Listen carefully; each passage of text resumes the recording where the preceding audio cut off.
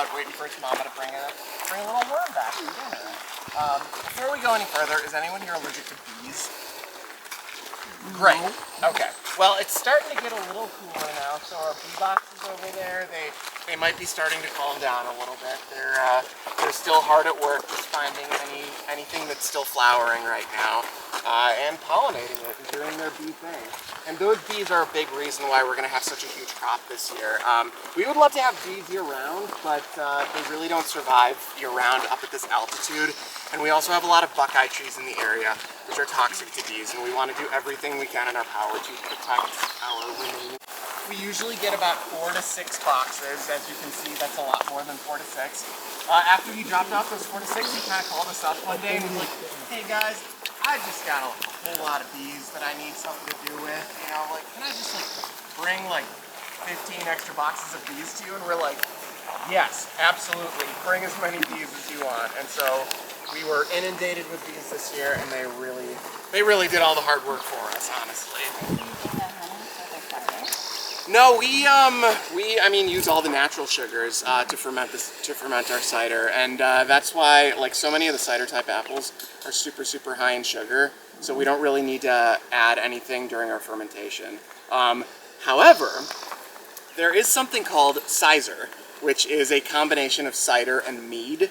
And I think that once we get this batch of honey, I might try and make a little small batch of it, just because, we want to put all this great honey to use. We're not going to eat it all ourselves, but it's not enough for us to sell to the general public.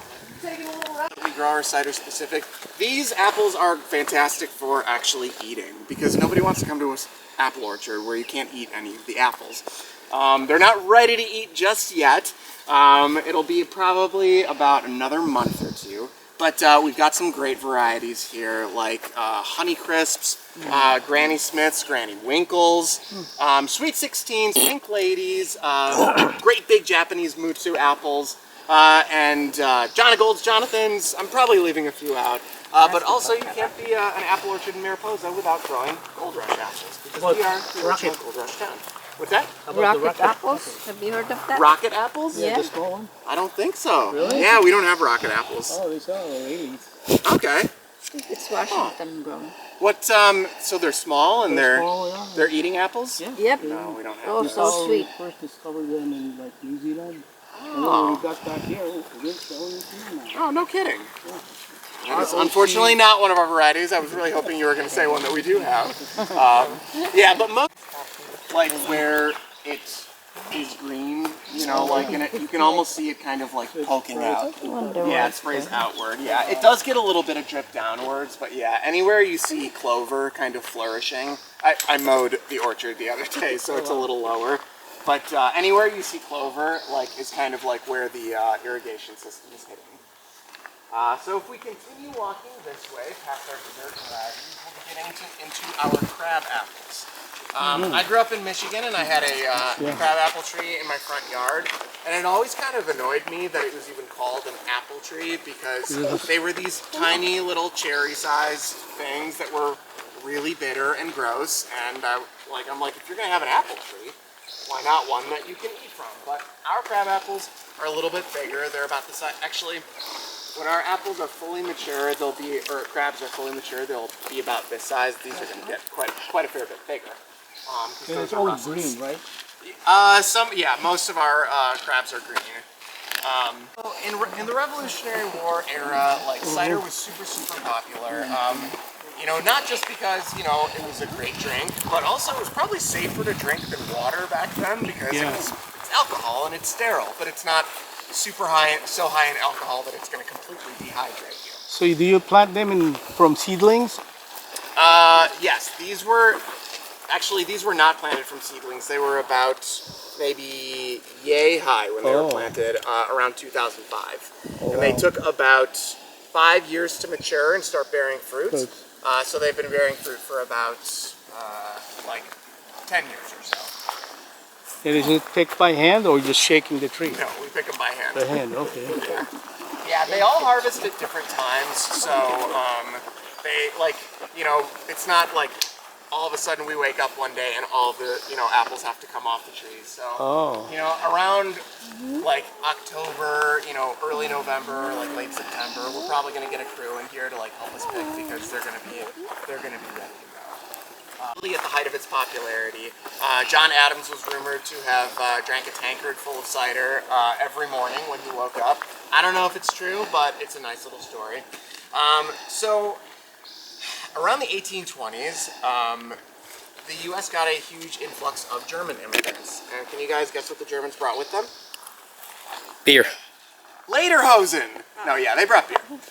They brought a lot of beer, and beer just really exploded in popularity. Not necessarily because, like, palates or tastes were changing, or everybody suddenly decided, we like beer better than cider. I'm sure there were a few people who thought that. But the main reason was that everything back then, every kind of alcohol was kept in oak barrels. And beer just keeps a lot longer in an oak barrel than cider does, which means you could keep it on the shelf a lot longer and you could ship it a lot farther. And so with that, cider just kind of fell out of popularity as beer became, the essentially the national drink of America. And, a lot of subsistence farmers just kind of stopped growing these really specific cider-type apples. If you guys want to follow me this way, we'll circle around.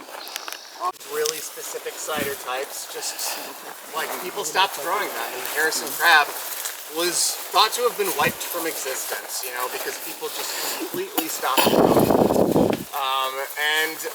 Then one day, I think like around 1979, some orchardist found 3 tagged Harrison apple trees in an apple orchard, in like a public land apple orchard in New Jersey, and it was basically like a fruit grower like equivalent of like Indiana Jones finding like the lost ark. It was a big deal. So we are, we are in debt to whoever that guy was who found those Harrison crabs, and we are now one of kind of few apple orchards to grow the Harrison crab. That's really what separates our cider from like the Angry Orchards and the Woodchucks, the things that you find in the beer aisle. But also it has a really perfect level of acidity to it. Sometimes before the fermentation process, we have to check the acidity level and make sure that it's like really at a sweet spot of around like 3.6, 3.7. And Kingston Blacks, you almost never have to adjust the pH before fermentation. A lot of cider makers will make a cider strictly from Kingston Blacks. We add in a few crabs and russets just for like a little added complexity. I mentioned that a lot of cider type apples are not great to eat. The Kingston Black is definitely falls into that category. They are terrible. Really bitter? Sorry? They're bitter? Yes, yeah. So these are not as bitter. We're getting into the russets and the Ashmead's kernels. They're a little bit sweeter, a little bit better to eat, but up towards down towards the bottom of the orchard, near to the barn, that's where all of the English bittersweets are. And they're called bittersweets mainly because like the juice is nice and bitter and sweet. But if you bite into a Kingston Black, even though it's really high in sugar, they're kind of low on water. Which means that like they're gonna 2,000 gallons. Excuse me. I'm like, wait, that can't be right. 2,000 gallon stainless steel tanks, and then we throw in a little bit of champagne yeast, which is why we call it campfire champagne. And then we just let the yeast do its work. It eats up the sugar, turns it into alcohol, and over the next couple months we just let it mature. We'll rack it, which is kind of the same thing that they do in wine to like get all of the clarified liquid off the top of the sediment. And then we just let it mature, and then like we did a few days ago, we will turn it into batches and add a few extra bubbles before we bottle it, and then we bottle it right up until we're ready to have you guys taste it at our tasting table. And if we kind of turn this next turn, we will head over there. But do you guys have any more questions before we start our tasting? With a lot of sciencey equipment. We mainly use like a hydrometer and measure the specific gravity, and that's basically how we do it. It's the legal bottled cider has got to be like 90%. And they're kind of the reason why like a worm in the apple is kind of the classic thing. Like a worm in an apple is usually a baby coddling moth. And so those little red rings that we have are filled with hormones, basically. And so what it does is it confuses the males, and it makes it really hard for the males to find the females, so they can't mate. And more specifically, lay their eggs. So yeah, it's just kind of a little psycho mind game we play with the pests, you know, just... And is that the only pesticide stuff that you guys use? I mean, we have to, we're not an organic farm. We are aggressively not organic, in fact. Organic farms, for one, it's incredibly expensive to be organic, but also organic apples have a lot less sugar in them. Like, that's kind of the bottom line, and like, we need all the sugar we can get, and we would rather have the sugar in our apples than to dump it in, you know, before we start fermenting. So it's kind of not. On it goes. So I think we're gonna have them serve some stuff for us and stuff too. But yeah.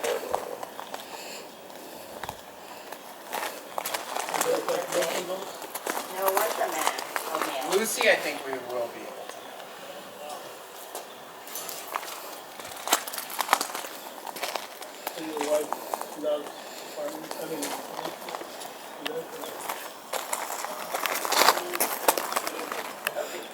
She mainly wanted like animals and like land and stuff and like a place to like garden, and I wanted to be here skiing. Yeah. There's skiing at that pass. Oh, there you go. And I just like love the mountains. I love living up here. But now